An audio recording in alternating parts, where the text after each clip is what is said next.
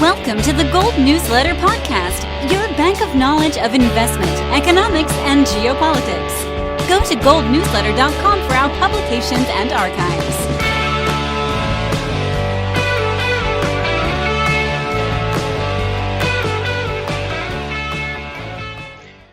This is Fergus Hodgson with the Gold Newsletter Podcast in our first video session. Let's hope it all goes great. And I am privileged to have Jessica Walker on the show. She is a British lady, but living in Malta these days.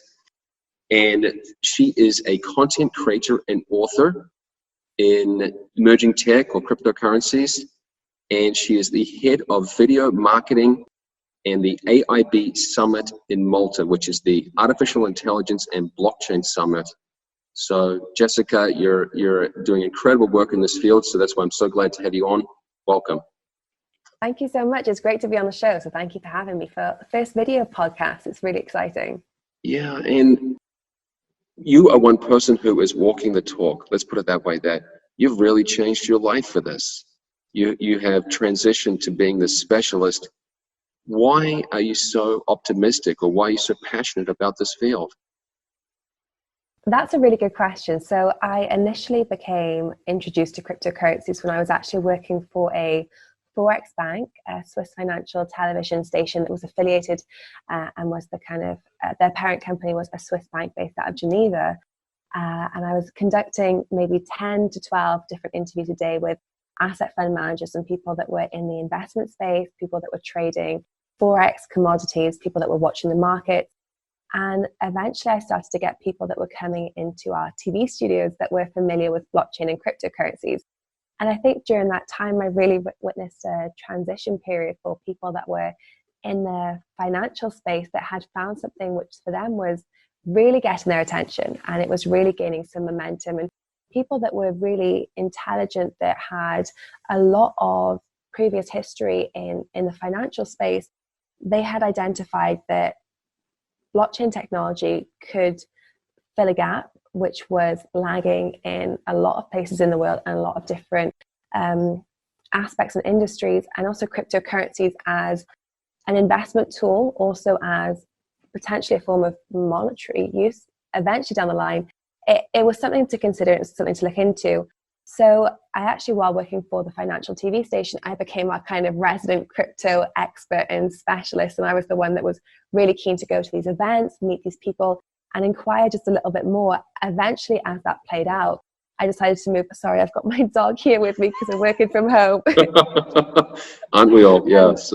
Yeah. We are. It's the current situation we're in. And yeah, in around 2018 actually, I moved to News BTC, which was just a solely blockchain and cryptocurrency focused news portal, because I found that there just wasn't enough content in this space that was really giving the industry what it deserved. I felt like there was a lot of information that was lagging.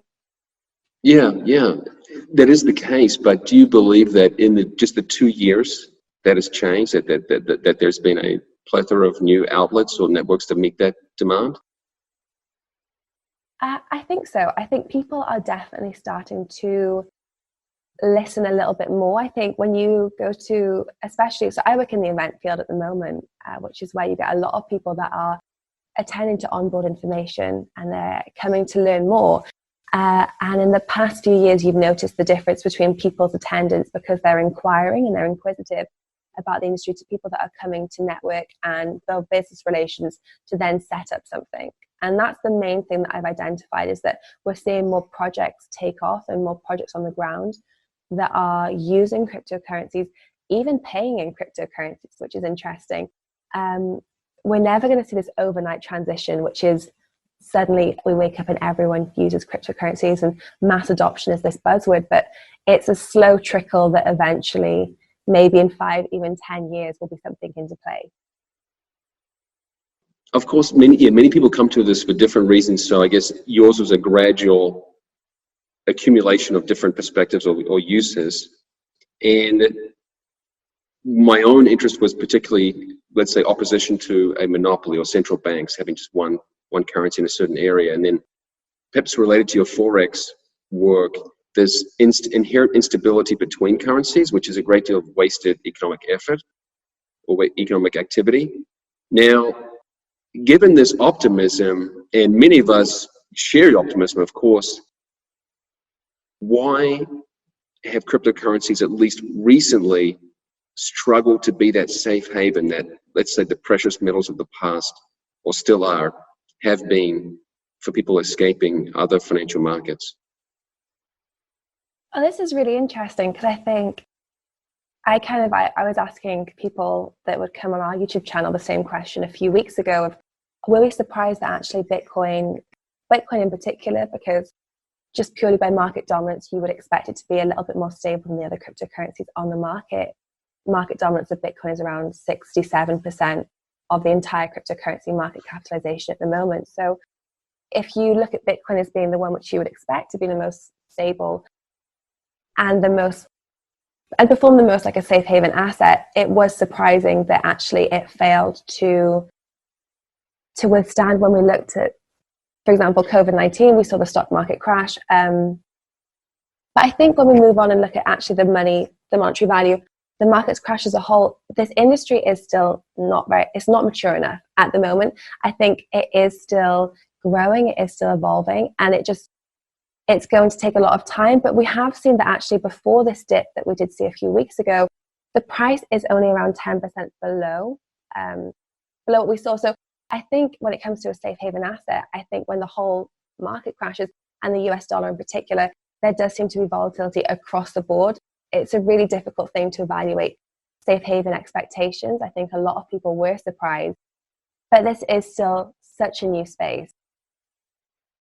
It is very awkward to describe or account for because, of course, yes, there was an enormous drop to below $4,000 for the Bitcoin price, and then basically a 50% increase a few days later. So that's what you said. Basically, the net change has only been about 10% down, and relative to the, let's say, the S&P 500 of the New York Stock Exchange, which is down about a quarter. So in fact, relative to that, it's doing well. So it depends how you interpret that. My understanding is that people were playing all sorts of options or derivatives markets, and then suddenly they got margin calls and had to cash out their Bitcoin or other cryptocurrencies to handle those.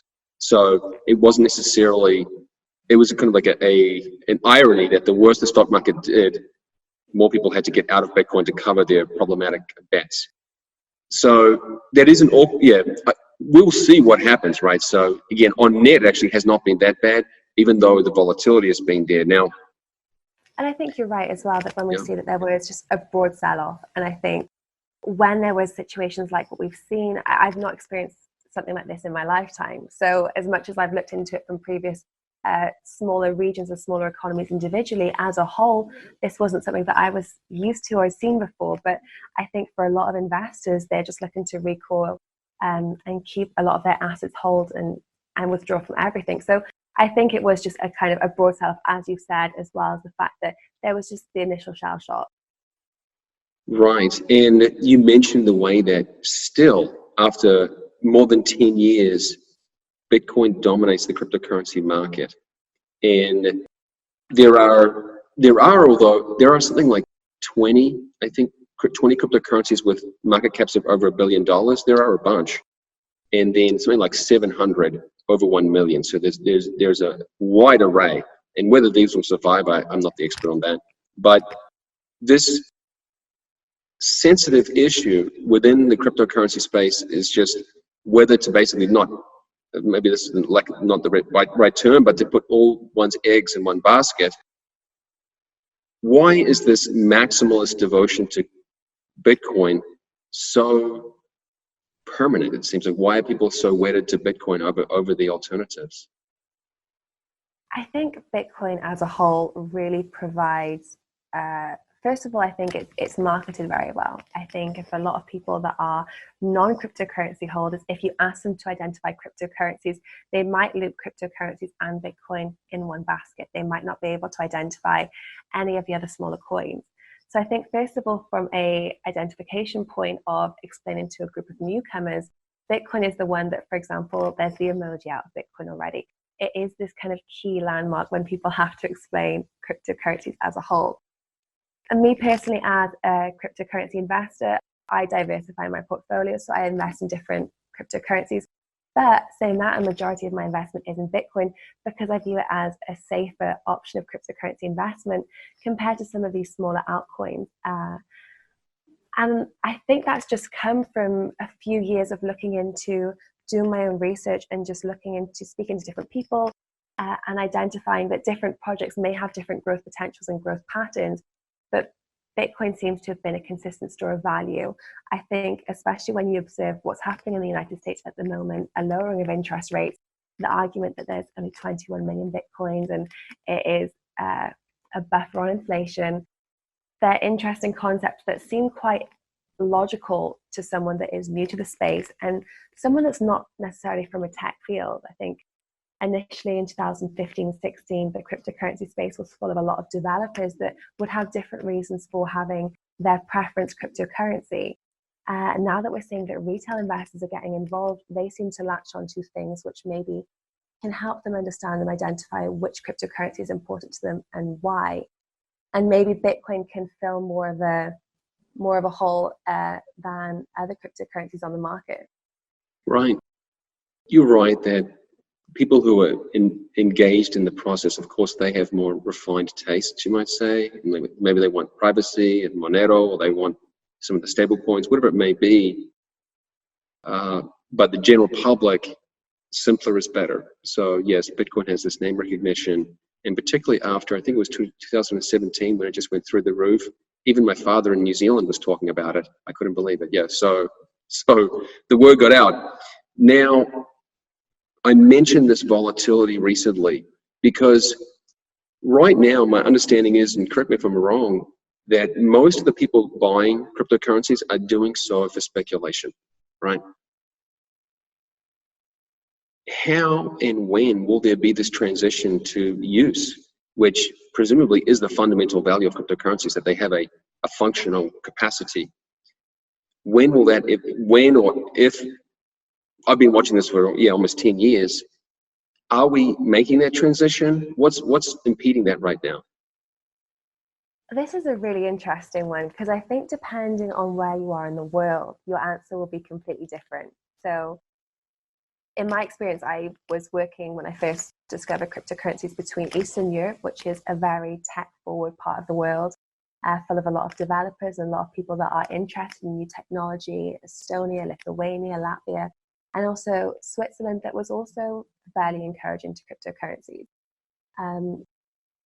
If we look at Latin America, for example, they have also implemented their own cryptocurrencies, and cryptocurrencies like Dash are fairly used at the moment because they're suffering with severe inflation. And then there's certain developing countries where a lot of them will use payment phones as methods, and they will also use instead of tokenization or bank cards, a lot of them don't have bank accounts, so a lot of people will actually use phone minutes to transfer as a form of currency. So for them, having a phone with internet service or text, that's a really interesting use case for cryptocurrencies as a whole, because they've already got used to tokenization and transferring of some form of wealth without the use of a bank account. When it comes to different parts of the world, so I'm from the United Kingdom, and my female girlfriend, they won't use cryptocurrencies probably in their lifetime. They might have some, but I don't think actually they'll get to a point where they will. And that's me being completely honest. You just dashed my dreams there. Okay, yeah.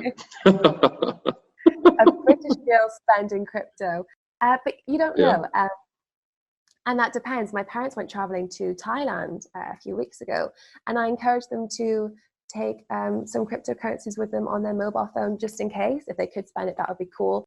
And I also had a wallet, which was a physical wallet that someone had kindly given to me, and I'd put some crypto on it and said, just in case, to see if you can use it, see if you can spend it, because you might lose your bank account, you might lose your bank card. I'm based in Malta, which is still heavily a cash society, although you can go to bars and pay in crypto. So depending on what country you're in, your answer will be completely different. But when it comes to adoption and what kind of things are hindering it, I think that's a complete other question. I'm not sure if you've ever managed to pay in crypto in Texas. The Gold Newsletter podcast is proudly sponsored by the Discovery Group of Exploration and Development Companies. To learn more about our exceptional track record and exciting future, visit discoverygroup.ca. Hello, listeners. I'm Daniel Duarte, and this is our weekly segment with the Discovery Group, the proud sponsor of the Gold Newsletter podcast. Each episode, we get to know more about a company within the group. Today, I'm so pleased to have with me again Chris Taylor. He is the Director, President, and CEO of Great Bear Resources, a mining company focused on gold exploration in Red Lake, Ontario. The company is listed on the TSX Venture Exchange with the ticker symbol GBR. Chris, welcome back to the show. Nice to speak with you again, Daniel. There's a bit of ground to cover since we last spoke in February. In the weeks after, your company initiated a drilling program at your flagship Dixie project in Red Lake, Ontario. And you also identified some new gold targets. Why don't we start by explaining this program and the significance of the findings so far? Thanks, Daniel. Yeah, at Great Bear's Dixie property, which is located right off the side of the highway, just about a 15-minute drive from Red Lake, Ontario, we've discovered what we call the LP Fault Zone. And this is a high-grade gold zone that goes to surface and is over 4 kilometers in length. And so far, put in a large number of drill holes. I believe in the public domain, this is well over 60 drill holes along more than 4 kilometers into this target, and all of them have hit gold mineralization. And it's a rare combination of excellent gold grades that go right to surface below maybe 2 or 3 meters of a gravel cover. So basically right to surface, high-grade gold beside the highway. And that's a drill program that we're putting over 300 drill holes into this year. It's one of the largest gold exploration drill programs in Canada. And of course, then the COVID-19 pandemic hit in March. At the end of that month, you announced some mitigation measures. What is Great Bear Resources doing to navigate this turbulence and protect workers too? Yeah, this was really important to us. The first thing that we did to protect everybody from the COVID-19 spread was to effectively remove all of the staff that we had working on our site. For all the staff that were not local had to leave. And the main reason was that you can no longer safely fly people in from different parts of Canada. Red Lake is a fairly isolated area, and you have active mining in the region. The local people were very concerned. We were concerned on their behalf that workers from other areas might bring the infection into the area. I found out the government data published a couple days ago that there are only 2 confirmed cases of COVID-19 in Red Lake. Those are not with GBR-related, Great Bear-related staff or personnel, and we'd like to keep it that way. So right now, if you are working on the project, you have to be a local resident, and you have to have basically, followed all these mitigation procedures. And this is quite elaborate. On site. You have to work in separate groups of no more than a couple people. We don't have the drillers delivering core into the core shack anymore. There's a lot of cleaning going on. There's required mandatory separations in the event somebody has symptoms of any kind of illness. Doesn't have to be COVID-19. You just err on the side of caution.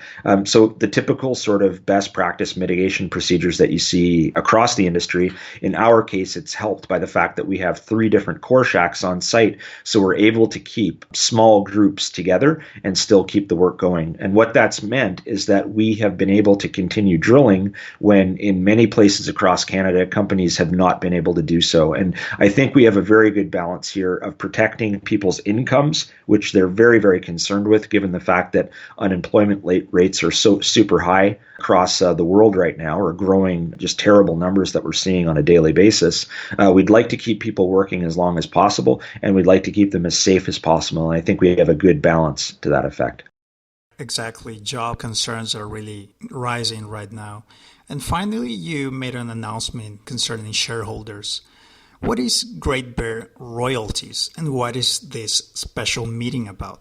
Well, quite unusually with this, the large scale and the very, the high quality nature of the gold that we've been discovering at the Dixie project, most of the companies, most of the projects like this around the world are burdened by royalties. And we made sure that what a royalty is it means when a project goes into production eventually, is that a small portion of the economic benefit of that production flows to the royalty holding company. So you can look at companies like Franco-Nevada, Osisko royalties, other ones like Sandstorm royalties. These are independent, multi-billion dollar, in many cases, companies that don't mine anything themselves, but they benefit from revenue streams off of big producing assets. And we think that we have a tier one quality asset, a big, important gold discovery. If that's the case, because there was no royalties on it before, it should, in our view, in management's view, it would very easily accommodate having a small royalty placed on it.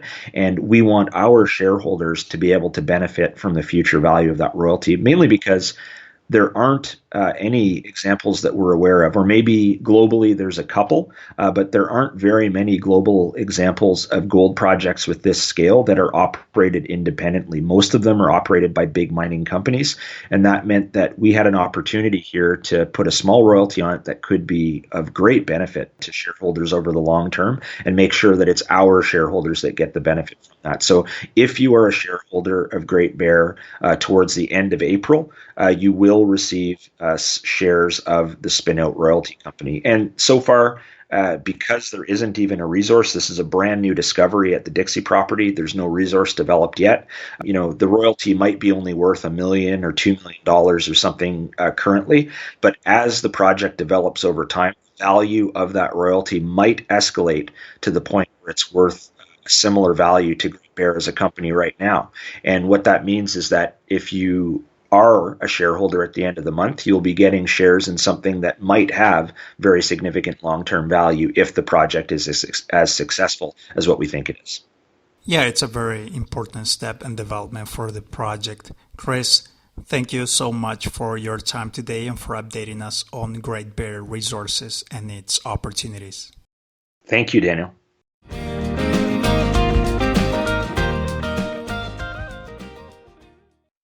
I have paid people, yes, I've used cryptocurrencies to pay people in various settings. However, what happened, and this is maybe too much information, but just privately, that when I would like to send money to people, particularly with Bitcoin, the fees associated became so high, prohibitive.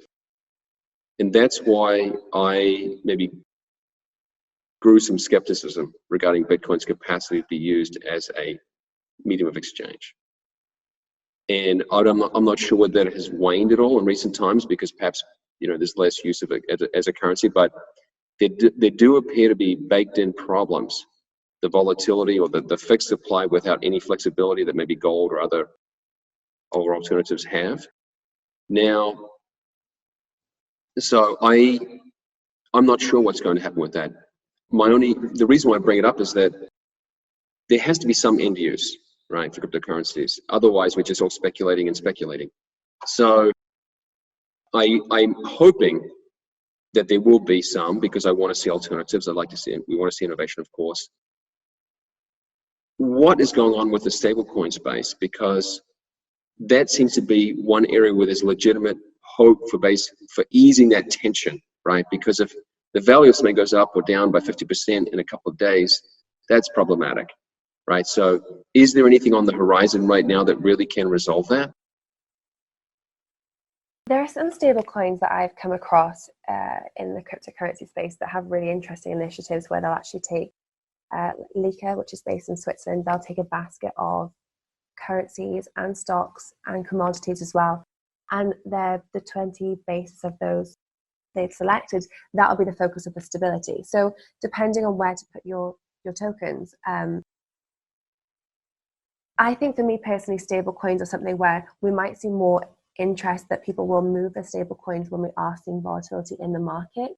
I'm not sure if stable coins as something which someone will long-term hold would be enough to give that financial independence away from complete currencies. It's an interesting... Right. Yeah, because maybe you want to... So what you described is almost like a mutual fund that just happens to have a currency following it. Yeah. Yeah. And so, but that requires a level of management or engagement that many people would be suspicious of. Right. So, but, and do you want to share the name of that coin that is that, if you feel comfortable, what was that one called? Oh yeah, sure. So it's a company called Lika, and the basket of currencies, stocks, and commodities is called Lycee. How does one spell Lycee? It's Lykke, if I'm not mistaken. Okay. I'll have a look after the interview. Really? Okay.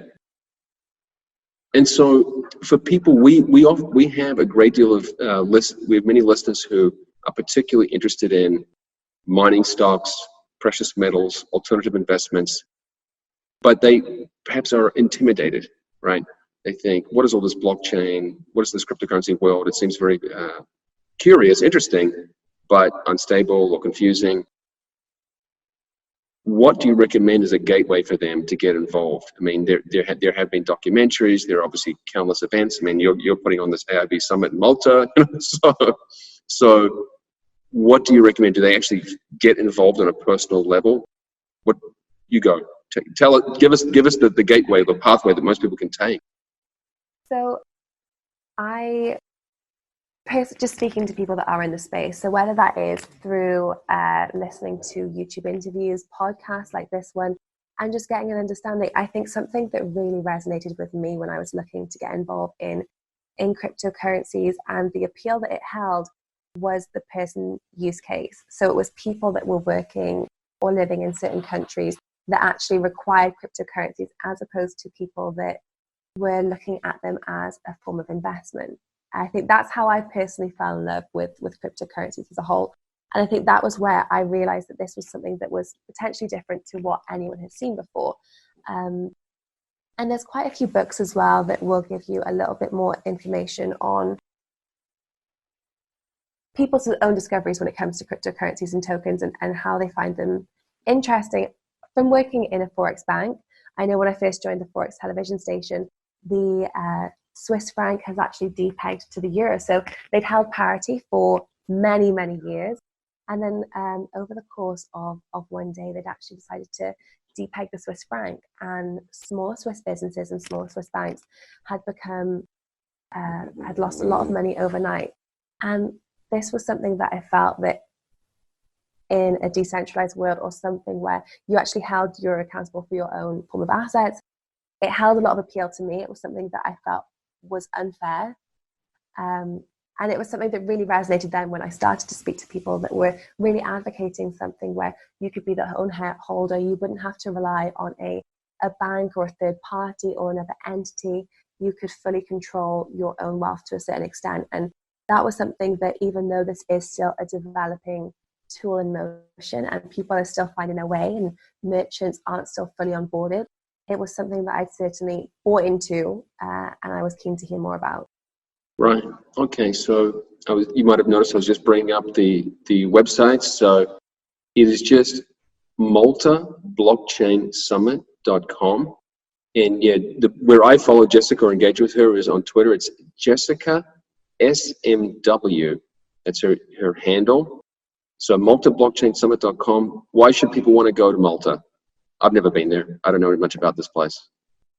It is an island with around 300,000 people, so it's got great beaches all year round. The people are very friendly, and it's actually got quite a tech-forward stance. So if you notice from our conferences, the Prime Minister or the government officials normally start and open up the conference, and they're very pro-cryptocurrency. They're very pro-blockchain technology. They have a real open door approach. So you will see some fantastic people that are walking around the expo floor, and you really start to see, I think once you acknowledge that a government is on board and paying attention, the context of the conversations are automatically higher, and the people that are there are actually people that are actioning projects. The conference is just, it's amazing. You learn some fantastic things, and what's great is when you go year in, year out, you realize that the people that have met previous years, they eventually become friends, or they eventually start a business deal together. And you watch people collect, and it almost becomes a slight family. So that's one thing I would say is to people that are interested in the space, check out our YouTube channel, aibcsummit.com, and you can see some of the conferences, some of the interviews we carry out with some of our guests that are also crypto and blockchain YouTubers themselves. And hopefully it'll give you a little bit of an understanding. And then if you do want to hear more, you can always reach out to me as well. Okay. Jessica, thanks for your time. We look forward to following your work. Thank you so much. It was great to talk to you.